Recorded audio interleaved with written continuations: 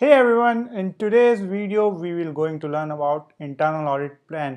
क्या होता है इंटरनल ऑडिट प्लान, क्या क्या कंटेंट होते हैं उस इंटरनल ऑडिट प्लान के और एक इंटरनल ऑडिट प्लान बनता कैसे है, ये सब डिस्कस करेंगे आज हम अपनी इस वीडियो में। तो बेसिकली कंटेंट के बारे में पहले बात कर लेते हैं। कंटेंट में क्या क्या आएगा, एक तो हम बोलेंगे क्या क्या कवर करने वाले हैं इस साल हम इंटरनल ऑडिट में, क्वार्टर वाइज और फंक्शन वाइज। क्वार्टर वाइज इसलिए क्योंकि इंटरनल ऑडिट कमेटी की जो मीटिंग होती है वो हर क्वार्टरली बेसिस पे होती है। जब बोर्ड मीटिंग होती है तभी इंटरनल ऑडिट कमेटी की मीटिंग होती है और ये मैंडेटरी है। तो क्वार्टरली मीटिंग होती है, इसलिए अपने प्लान को हम डिवाइड भी क्वार्टरली करते हैं।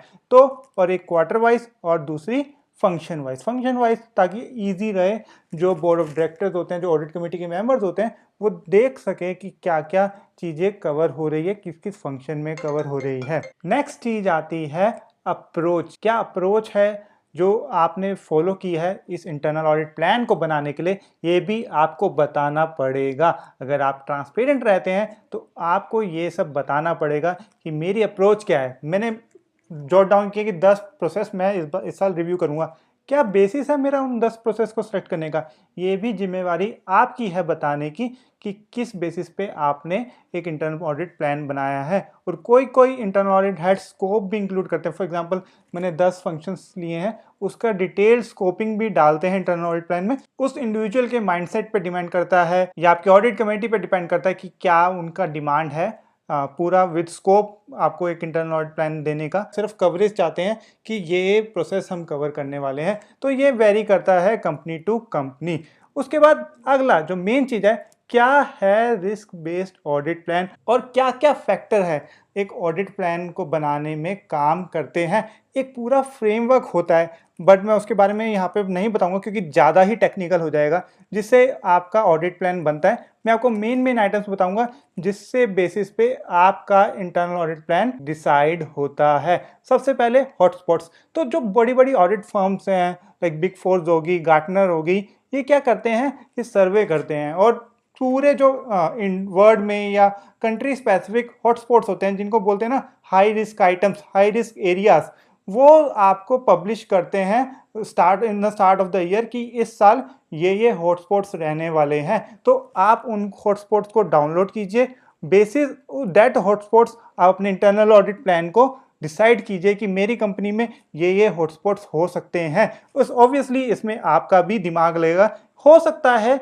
कि वर्ल्ड लेवल पे एक हाई रिस्क आइटम हो या वर्ल्ड लेवल पे एक हाई रिस्क एरिया हो, बट आपकी कंपनी में वो हाई रिस्क एरिया इतना रिस्की ना हो। तो it totally depends upon your judgment. उसके बाद हिस्ट्री चेक करेंगे। हिस्ट्री में चेक में इसलिए बोला है कि इसमें बहुत सारे फैक्टर्स होते हैं, तो इनको मैंने कॉमन नाम दे दिया हिस्ट्री। लाइक लास्ट ईयर के ऑडिट प्लान देखेंगे, आप डिसाइड करेंगे कि भाई कौन सा ऑडिट कितनी टाइम से नहीं हुआ। For example learning and development department है, मे भी उसका ऑडिट नहीं होता हो हर साल क्योंकि इतना हाई रिस्क एरिया नहीं है वो। तो आपको ऐसे से एरियाज देखने हैं जो कब कितने टाइम से कवर नहीं किए आपने और क्या उनको कवर करना चाहिए। तो लास्ट ईयर के ऑडिट प्लान्स तो हमने इसलिए देखे कि हमें विंटेज डिसाइड करनी है कि भाई कौन कौन सा एरिया लास्ट कब ऑडिट हुआ था। चलो एक फैक्टर ये हो गया। अब देखेंगे रिस्क रेटिंग। आपने ऑडिट रिपोर्ट इशू करी है, उसको रिस्क रेटिंग दी है, रेड एम्बर ग्रीन जो भी दिया है, हाई रिस्क एरियाज या लो रिस्क एरियाज आपने डाले होंगे अपने रिपोर्ट में। तो आप देखेंगे कि कौन कौन सी हाई रिस्क आइटम्स थी, हाई रिस्क एरिया थे, हाई रिस्क फंक्शन थे जिनको दोबारा प्रायोरिटी देने की जरूरत है। क्योंकि जो लो रिस्क एरिया वो माइट भी इस बार भी लो रिस्क रहे, तो जो पहले आप उसको प्रायोरिटी देंगे जो हाई रिस्क एरियाज थे लास्ट टाइम। दूसरा अगला फैक्टर आता है एट्रीशन रेट और प्रोसेस चेंज। डिपार्टमेंट के प्रोसेस चेंज हुए या एक डिपार्टमेंट में स्पेसिफिकली काफ़ी एट्रीशन रेट है, तो वो जो डिपार्टमेंट है, जो फंक्शन है, वो हाई रिस्क कैटेगरी में आ जाएगा। क्योंकि जहां ज़्यादा लोग चेंज होंगे ऑब्वियसली वहां पे एरर के होने के चांसेस या गैप होने के चांसेस ज़्यादा है। और जहां नया प्रोसेस आएगा वहां पे भी ऑब्वियसली नया प्रोसेस हुआ है, ठीक से इंप्लीमेंट हुआ नहीं हुआ, तो वहां पे भी आपको गैप्स मिलने के चांसेस ज़्यादा है।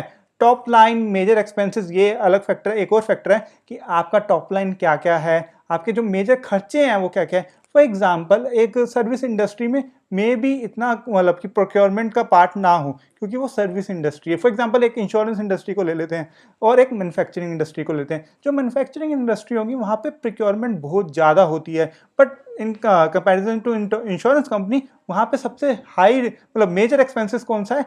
क्लेम्स। तो क्लेम्स ही इतना ज़्यादा वहाँ पे होता है और वहाँ पे अदर प्रोक्योरमेंट बहुत कम होती है। तो ये साइड इस तरीके से आपने डिसाइड करना है कि इस कंपनी के जो कंपनी में ऑडिट कर रहा हूँ उसके मेजर एक्सपेंसेस क्या क्या है। उसके बाद आपने डिस्कशन करनी है। किससे डिस्कशन करेंगे? हेड ऑफ द डिपार्टमेंट से, सी फंक्शन से, जो मैनेजमेंट का पार्ट है उनसे डिस्कशन करेंगे कि आपको क्या लगता है कि क्या क्या कवर करना चाहिए हमें इस साल।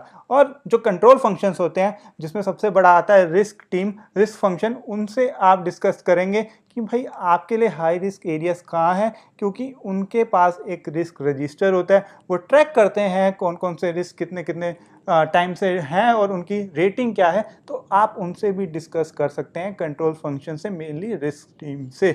उसके बाद रेगुलेशंस, अगर रेगुलेशंस ज़्यादा चेंज हो रही है किसी पर्टिकुलर एरिया की तो आप उसको प्रायोरिटी दे सकते हैं। फॉर एग्जांपल 2017 में जीएसटी आया था, तो 2018 के ऑडिट में अगर आपके जीएसटी आपके ऑडिट का प्लान नहीं है तो कुछ ना कुछ तो गड़बड़ है, क्योंकि जो नई रेगुलेशंस होती है और नए जो चेंजेस होते हैं उनमें प्रोसेस गैप्स बहुत ज़्यादा मिलते हैं। और क्या होता है ना कि नए डेवलपमेंट होती है, जैसे फॉर एग्जांपल जीएसटी आया तो आईटी स्ट्रक्चर में भी काफ़ी चेंजेस हुए होंगे, तो उसको ऑडिट करना बहुत ज़्यादा ज़रूरी है। साथ ही साथ रेगुलेशन इसलिए क्योंकि कहीं कहीं होता है, कहीं कहीं फॉर एग्जांपल इंश्योरेंस कंपनी में ले लूँ मैं, वहाँ पे एक रेगुलेशन है कि आपका कंकरेंट ऑडिट होना चाहिए इन्वेस्टमेंट का, वो भी थर्ड पार्टी से। तो आप माइट भी एक्सक्लूड कर सकते हैं इन्वेस्टमेंट के ऑडिट को, क्योंकि एक थर्ड पार्टी इंडिपेंडेंट पार्टी आपका इन्वेस्टमेंट फंक्शन पूरे साल ऑडिट कर रही है, तो माइट भी आपके इंटरनल ऑडिट प्लान में वो हिस्सा ना हो।